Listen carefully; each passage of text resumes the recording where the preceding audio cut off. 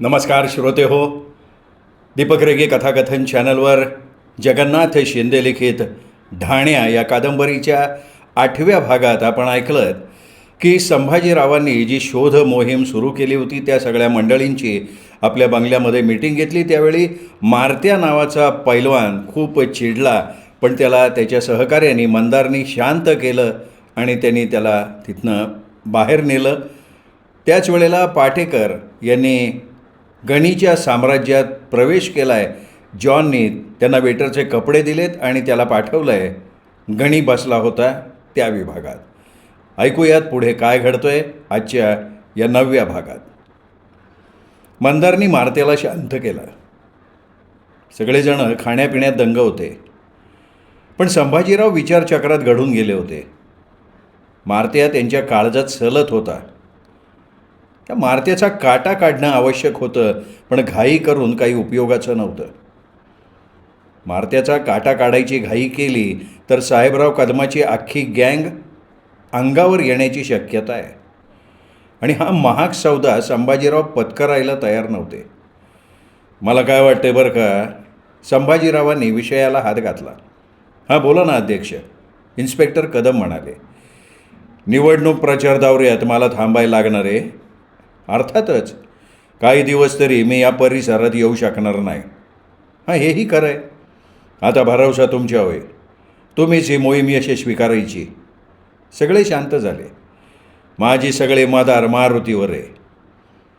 संभाजीराव पट्टीचे धुरंधर राजकारणी होते. त्यांनी मारत्याचा मारुती केला.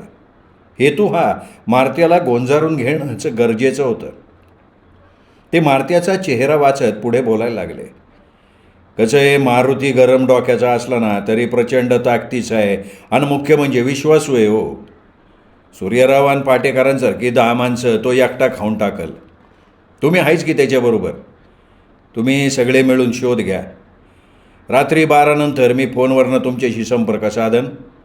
तुम्ही मला भेटायचं नाही. तुम्ही मला फोन करायचा नाही. मी स्वतः प्रचार दौऱ्यात असल्यानं मी माझ्या सवडीनुसार फोन करील. संभाजीरावांनी अशा सूचना दिल्या आणि मीटिंग संपली. संभाजीरावांना आता अतिशय सावध पावलं टाकायला लागणार होती. समजा सूर्यराव आणि पाटेकर एक झाले तर त्या ताकदीशी झुंज देण्याचं बळ तयार करायला लागणार होतं आणि ते शक्य झालं नाही तर आपले स्वतःचे हातपाय सोडवून घेऊन नामानिराळं राहण्याचा प्रयत्न तरी करायला हवा होता. दोन्ही बाजूंची तयारी करण्याचे आराखडे तयार करण्यात ते मग्न झाले. इकडे मारत्याचा डोळ्याला डोळा लागत नव्हता. आयुष्यात फार मोठा अपमान त्यांनी आज पचवला होता. संभाजीरावांसारख्या माणसानं रोजंदारीवर काम करणाऱ्या माणसाला बोलतात तसं बोलावं हे मारत्याला सहन झालेलं नव्हतं. पण सगळ्या वाटा बंद झाल्या होत्या. अर्ध्यात निघून जाणं म्हणजे संभाजीरावांचा राग पत्करण्यासारखं होतं. संभाजीराव खादीधारी होता, नेता होता, पुढारी होता, पण त्याच्यात क्रूर राक्षस दडलेला आहे हे मारत्याला माहिती होतं. त्यांच्याशी दुश्मनी महागात पडणारी होती. पण मानी मन बेचैन होतं. काही केल्या ते अपमानाचं विष पचवायला तयारच नव्हतं. मारत्या बाहेर पडला. गेटवर सुमेर सिंग होता. सुमेर सिंगला विश्वासात घेऊन त्याच्याकडून संभाजीरावाची पुरेपूर माहिती घ्यावी असं मारत्याच्या मनात आलं. सुमेर सिंग तयार होता. संभाजीरावांचा विश्वासू रक्षक तो, त्यामुळे तो सहजासहजी बोलता होणं शक्य नव्हतं. पण साहेबांचा माणूस आहे, साहेबांना मदत करतोय, त्याला शोधकामासाठी माहिती सांगावी या उद्देशानं त्यांनी अल्लीला उचलून नेल्या घटनेची माहिती सांगितली.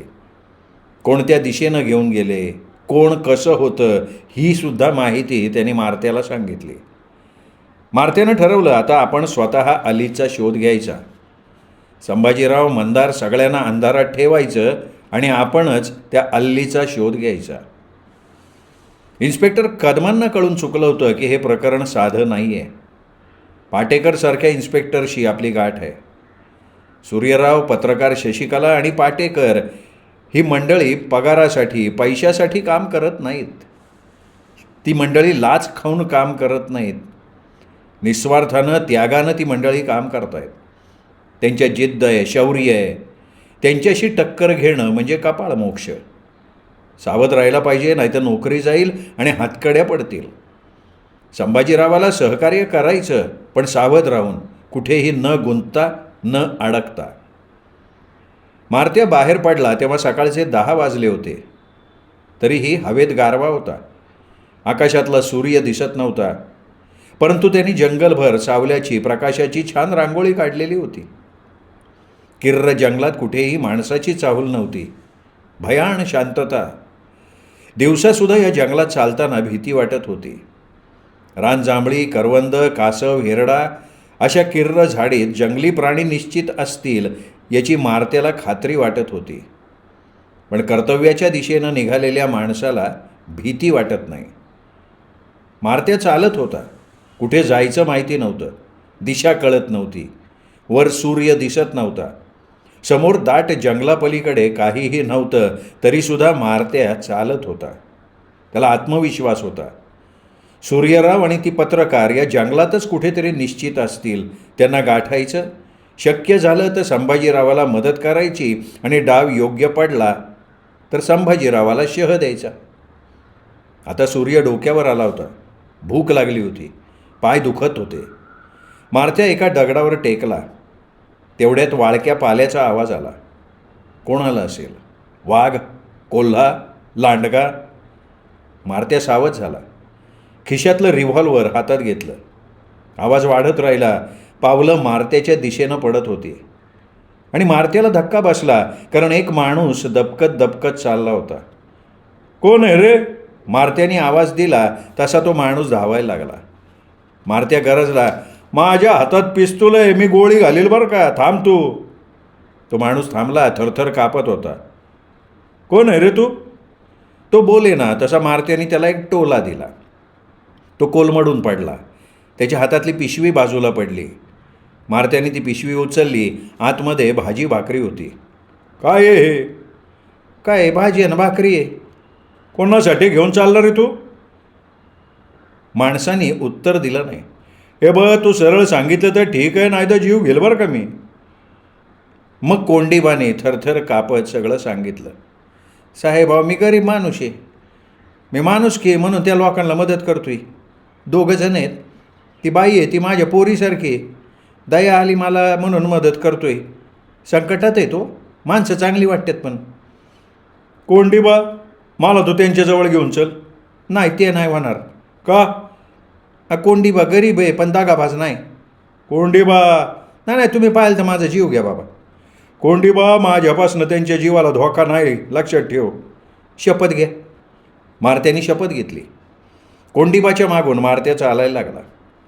कोंडीबा बोलत होता. साहेब, 2 बी गरीब आहेत. गाईवानी गरीब आहेत. तो बांधून ठेवला आहे ना, तो माणूस मात्र लय बेरकी वाटतोय बरं का. ती बाई तर शहरातली हो, लय नाजूक पोरगी आहे. त्यांनी मला काही सांगितलं नाही, पण दोघे बी भली माणसं वाटतात मला. मी मराठी माणूस. पाहुण्याला जागा दिली. आता उपाशी पोटी कसं ठेवायचं म्हणून मी देतो भाकरी. माझा त्यांचा काही संबंध नाही. पै पाहुणा नाही, ओळख नाही. पण भली माणसं वाटली म्हणून मी जागा दिली. मला कशात अडकू नका बरं का साहेब. लय गरीब माणूस आहे मी. 30-35 वर्ष झाली मालकाचा बंगला सांभाळतोय. मालक असतोय कलकत्त्याला. वर्षात नाही एकदा येतो म्हणा सीझनला. मे महिन्यात राहतो. बाकी वर्षभर बंगला माझ्या ताब्यात असतो. पण साहेब, आजवर काडीला हात नाही लावला बरं का आपण. इथं काम करतो, खातो, पितो, राहतो. आणखीन काय हवं हो गरीबाला. अशी वेळ कधी आली नाही बघा साहेब. पण बंगल्यात ही शिरली नाही. कसं म्हणणार? आश्रय द्या म्हणली मला. मी मनात म्हणलं राहीनात का? राहिली. पण त्या दिवशी पोलीस आलं. झडती घेतली. दैवी करणे त्यांना मी पडक्या बांगल्यात ठेवलं म्हणून ते वाचले. नाही तर मला बी हातकडे पडले असते बघा. पण खरं सांगू का साहेब तुम्हाला, तो पोरगा आणि ती पोरगी लय इमानी वाटतात बरं का. कोंडीबा बोलत होता. मारत्या फक्त ऐकत होता. मारत्याची खात्री झाली होती की संभाजीरावांना हवी असणारी माणसं हीच आहेत. कोंडीबाबरोबर आलेला माणूस बघून सूर्यरावला घामच फुटला. शशिकलाला काय करावं ते सुचेना. कोंडीबानी दगाफटका केला असं त्यांना वाटलं. मारत्याने मात्र त्यांना आधार दिला.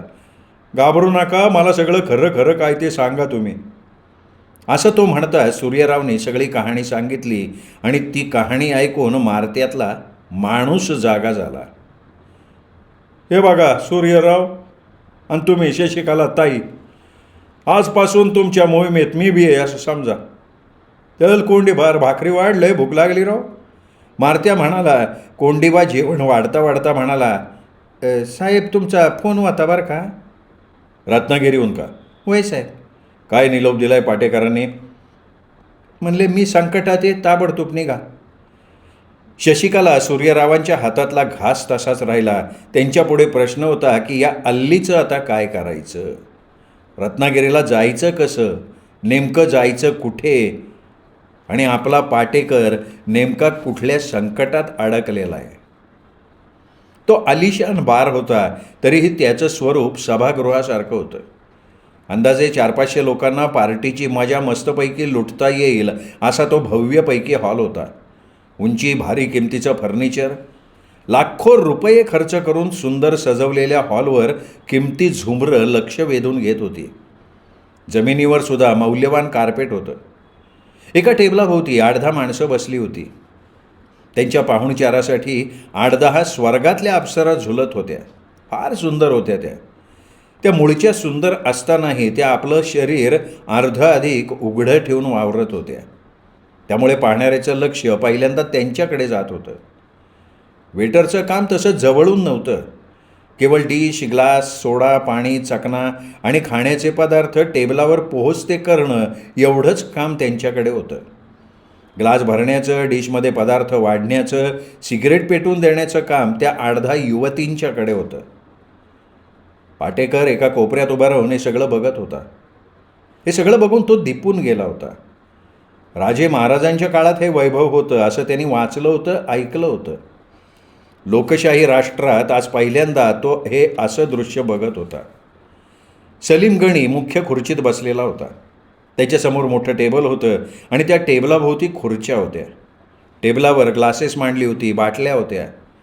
त्या सुंदर अप्सरा ज्याला हवं ते ड्रिंक्स बनवून देत होत्या आणि यावेळी हॉलमध्ये कुठल्या तरी इंग्रजी गाण्याची धून वाजत होती. सलीम गणी मध्यम शरीराचा, साधारणतः 40-45 वर्षांचा माणूस होता. सलवार कुर्ता, डोक्याला फरची टोपी आणि कोरलेली दाढी यामुळे तो आकर्षक दिसत होता. बाकी सगळे सुटाबुटातले परदेशी पाहुणे होते. सगळ्यांची बोलण्याची भाषा उर्दू मिश्रित हिंदी होती. यावरून आलेले सगळे पाहुणे अरबी किंवा पाकिस्तानी असावेत असं पाटेकरांना वाटत होतं. चरत चरत पिण्याचा कार्यक्रम चालू होता. गणी हुशार होता. तो पित नव्हता. तो आग्रहपूर्वक पाजण्याचा प्रयत्न करत होता. जवळच्या पाहुण्यांइतकी त्यांची काळजी घेत होता. जसजशी चढत गेली तसे ते पाहुणे सुंदर युवतींच्या सहवासानं बेहोश होत गेले. मदिरा आणि मदनिकांचा अंमल त्यांच्यावर चढत गेला. जेवणाकडे त्यांचं फारसं लक्ष नव्हतं. शेवटी गणीने इशारा करताच त्या युवतींनी त्या पाहुण्यांना त्यांच्या रूममध्ये नेलं. पाटेकर पाहत होते ते युवती बाहेर आल्या नाहीत. सकाळपर्यंत येणार नाहीत याची खात्री होताच तोही इतर वेटर्सप्रमाणे किचनमध्ये पसार झाला. पण तिथेही न थांबता अंधाराचा फायदा घेत तो रूमवर निघून गेला. आता रात्रीचा 1 वाजून गेला होता. सर्व शांत होतं. पाटेकर प्रतीक्षा करत होते जॉनची. पाटेकरांना माहिती होतं जॉन बिअरच्या लालसेनं नक्की येणार. हॉटेलमधली सगळी आवराआवर झाली की जॉन मोकळा होईल आणि मग निश्चित येईल पाटेकरांना वाटत होतं. आणि त्या अंदाजाप्रमाणे तो आलाही. येताना त्यांनी बरेचसे फ्राय केलेले मासे, चिकन फ्राय, चिकन बिर्याणी आणली होती. बिअर खोलता खोलता जॉन बोलायला लागला. या नोकरीत आहे ना अशी अवस्था असते.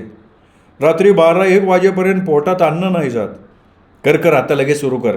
नाही आता काही नाही साहेब. मलाही बिअर शांतपणे प्यायची सवय होती, पण इथे तसा वेळच नाही मिळत. अलीकडे तर पाणी प्यावं तशी बिअर, विस्की, वाईन, ब्रँडी जे मिळेल ते घटाघटा पितो. आज तुम्ही रसिक भेटलात. म्हटलं गप्पा मारत मारत प्यावी म्हणून मी जेवणसुद्धा घेऊन आलो बरं का साहेब. हां ते मस्त केलं आहे. चिअर्स करून पाटेकरांनी बिअरचे ग्लास तोंडाला लावले. जॉन पीत खात बोलत होता. कसं वाटलं साहेब आमचं हॉटेल? Too much. असं हॉटेल पुऱ्या महाराष्ट्रात नसेल. खरं आहे. आणि त्या हॉलचं सौंदर्य काय अप्रतिम हॉल रे. हॉलचं म्हणाल ना तर असा हॉल ताजमध्ये सुद्धा नाही बरं का. काय सांगतोयस काय? छताला झुंबर बघितलं का साहेब? हो बघितलं की. अक्षरशः मोती आहेत मोती, खरे मोती आहेत बरं का. काय मोती? हां. आणि आमचे गणीसाहेब बसले होते ना, ते सिंहासन सोन्याचं आहे बरं का. पाटेकरांचे डोळे पांढरे व्हायची वेळ आली होती. अरे म्हणजे तुमचा गणीसाहेब मोठा रसिक दिसतोय. कचऱ्यासारखा पैसा आहे, उधळतो. हॉटेल धंद्यात एवढं उत्पन्न आहे? पाटेकरांनी सावध प्रश्न केला. हॉटेल नावाला हो, गणीचे धंदे अनेक. म्हणजे स्मगलिंगमधून एवढा पैसा मिळतो? साहेब, माणसांचं स्मगलिंग केल्यावर पैशाला काय कमी हो? माणसांचं स्मगलिंग? नाही, समजलो नाही मी जॉन, आणि समजून घेऊही नका.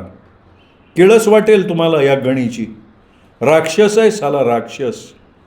मला सांगू का, फार भीती वाटते त्याची. या नरकातून कधी बाहेर पडीन असं मला झालं आहे. पाटेकरांना घाई करायची नव्हती. जॉनच्या कलाकालानं त्यांना माहिती घ्यायची होती. जॉन खुश होता. खूप दिवसांनी नव्हे, खूप वर्षांनी त्याला अशी निवांत संधी मिळाली होती आणि पार्टनरसुद्धा मिळाला होता. अल्कोहोल आपली प्रक्रिया करत होतं आणि त्या अंमलाखाली जॉनच्या तोंडाचा पट्टा सुरू झाला. जॉन, तुझ्या साहेबांचे पाहुणेसुद्धा तसेच गर्भश्रीमंत आहेत रे. पाहुणे कुठले? मग दलाल आहेत. दलाल? कसले दलाल?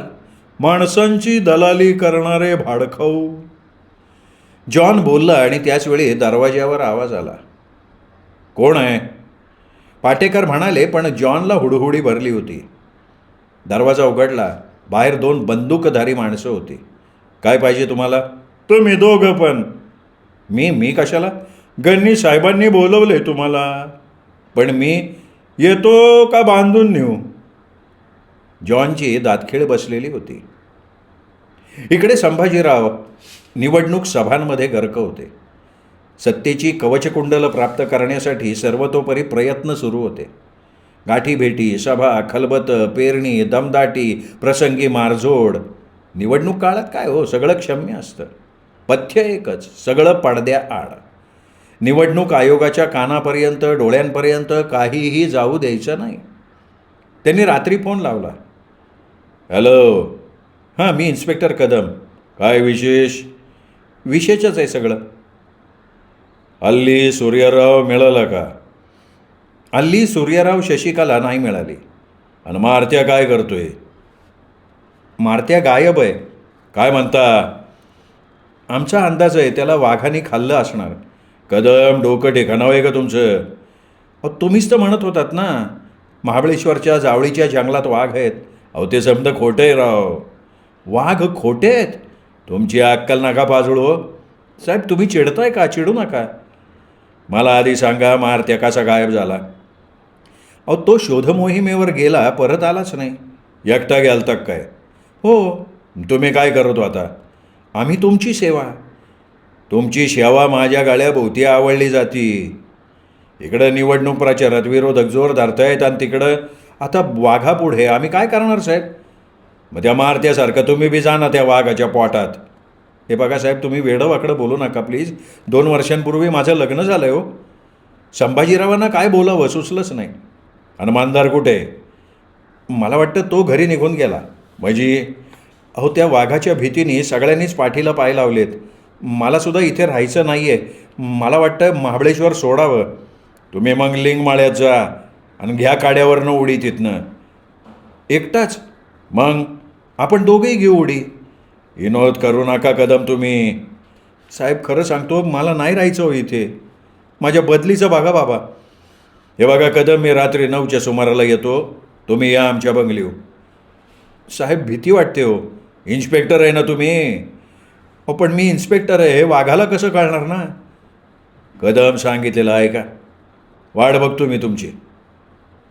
संभाजीरावांनी फोन खाली ठेवला. कदमांना हुडहुडी भरली. त्यांनी खाली सटकलेली पॅन्ट वर ओढली. देवाचा धावा सुरू केला. कदम कळून चुकले होते. आपल्या कर्तव्याचा विचार न करता पैशासाठी इमान विकलं की फार मोठी शिक्षा भोगावी लागते. रात्री संभाजीरावांच्या बंगलीवर जावं का नाही या विचाराचं चक्र त्यांच्या मेंदूवर बुलडोझरसारखं फिरत होतं. मेंदू पुरता चिरडून निघत होता. जावं तर आणखीन एखाद्या संकटात गुंतलं जाणार आणि नाही जावं तर गाठ संभाजीरावांची. संभाजीराव भर पोलीस स्टेशनमध्ये शिरून अंगावरची वर्दी उतरून घेऊन निघून जाईल. कदमांना वाटायला लागलं यातून सुटायचा एकच मार्ग, अंगावरचा ड्रेस उतरवायचा आणि घर गाठायचं कायमचं. पण संभाजीराव तिथेही टपकेल, काही सांगता येत नाही. चिखलात रुतलेल्या माणसांनी चिखलातून बाहेर पडण्यासाठी चिखलातच हातवारे मारायचे असतात. कदमांनी ठरवलं आता चिखलात हातवारे मारायचे, वाचलो तर ठीक, नाही तर चिखलात मरून जायचं. इन्स्पेक्टर कदम पोहोचण्यापूर्वी संभाजीराव हजर झाले होते. त्यांनी कदमांचं थंड स्वागत केलं. हे बघा कदम, आपली माणसं गायब होणं याच्यासारखं दुःख नाही आहे. पहिला अल्ली गेला, त्याच्यानंतर मारत्या गेला. काय वाघाची करामत? कदम राव तुम्ही शुद्धिवय कराव का? अहो वाघाशिवाय हे काम कोण कर? अरे वाघ वाघ वाघ, वाघाने नाही माणसं खाल्ली हो. मग दऱ्यातले ते युवक, सरपंच, पाटील वगैरे, अरे खोटंही राव ते. संभाजीरावांच्या तोंडून चुकून हे विधान गेलं. त्यांनी ते दुरुस्त करायचा लगेच प्रयत्न केला. म्हणजे ते खरं आहे का खोटं आहे हे आपण शोधून काढाय नको का? म्हणूनच म्हणालो अध्यक्षसाहेब, तुम्ही माझ्याकडे लेखी तक्रार नोंदवल्याशिवाय कायद्याच्या दृष्टीनं मी काही करू शकत नाही. अरे कायदा कायदा सांगताय, तुमच्या कायद्यानं काय काय करता येतं हे मला माहीत नाही वे. अध्यक्षसाहेब तुम्ही सगळा राग माझ्यावरच काढणार आहे का? संभाजीराव तसेच जळफळत बसून राहिले. हे बघा अध्यक्ष, मला वाटतं तुम्ही थंड डोक्याने मार्ग काढावा. अरे कसं डोकं थंड ठेवायचं आणि मार्ग तरी कोणता आहे, कसा काढायचा सांगा. करायला जे जे जातो आहे ते माझ्या चांगलं येते. कसं आहे ना, तुम्ही त्राग्याने निर्णय घेत आहे, त्यामुळे तुमच्याकडनं चुका होत आहेत अध्यक्ष. मग मी तुम्हाला अधिकार देतो, तुम्ही घ्या निर्णय. कशाच्या संदर्भात? अरे मारत्या कुठं गेला हे तर अंदाजानं सांगा ना. मला खात्री आहे त्याला वाघाने कीव कीव वाटते मला कदम तुमची. अहो वाघ नाहीच आहे. नाही आहे? मग ते दरेगावातले तरुण? आईला तुम्ही कुठून पोलीस खात्यात आले देव जाणे राव.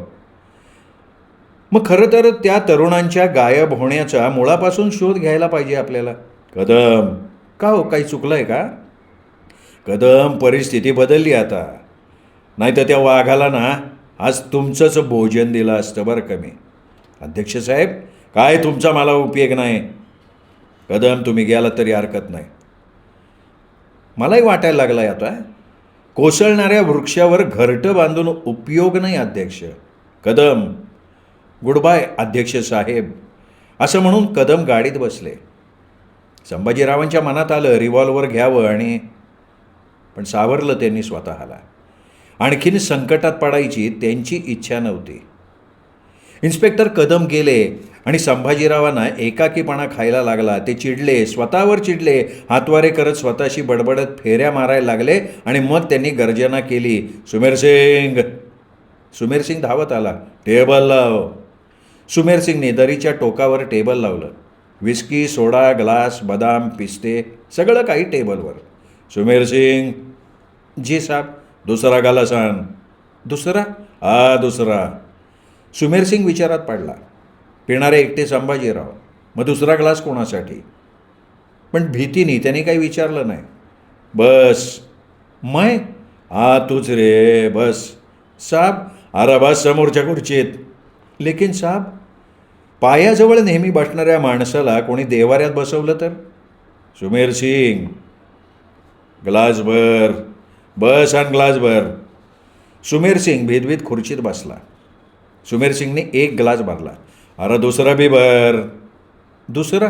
हा दुसरा. लेकिन पिनेवाला कोण? ग्लास भर रे.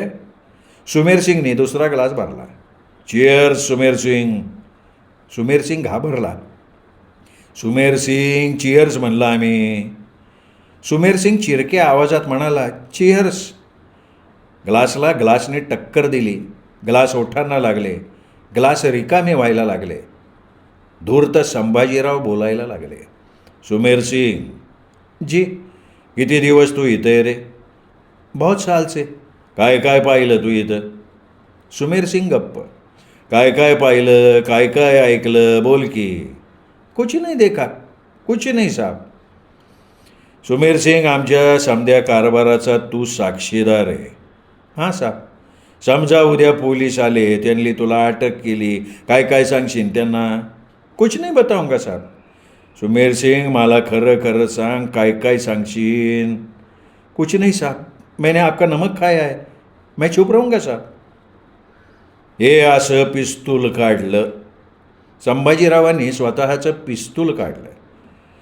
हे असं पिस्तूल काढलं आणि तुझ्या असं मानाला लावलं. मग काय काय सांगशील पोलिसांना? साहब, समजा लावलं र, काय सांगशील काय? कुछ कुछ.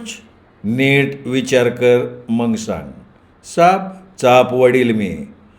साहब, जो कुछ आज तक देखा सुना वो बताना पडेगा ना साहब. खरं? हां साहब.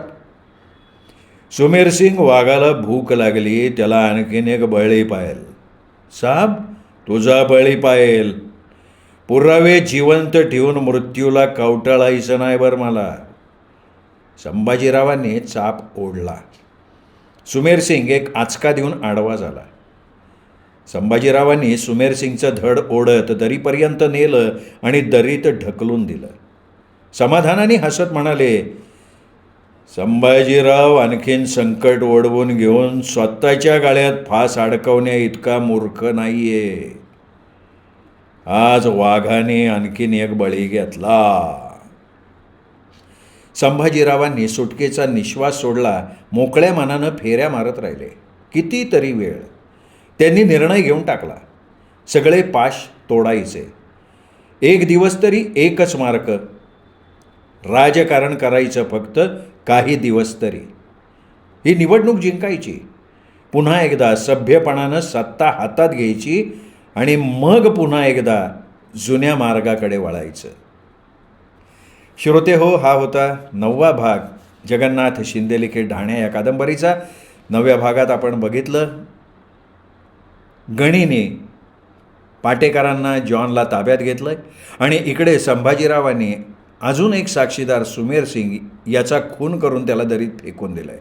बघूयात पुढे काय घडतं आहे. 10व्या भागात शशिकला सूर्यराव पाटेकरांच्या मदतीला रत्नागिरीत पोचतात का आणि पुढे काय घडतं ऐकत राहूयात. जगन्नाथ शिंदेलिखे ढाण्या कादंबरी दीपक रेगे कथाकथन चॅनलवर. नमस्कार श्रोते.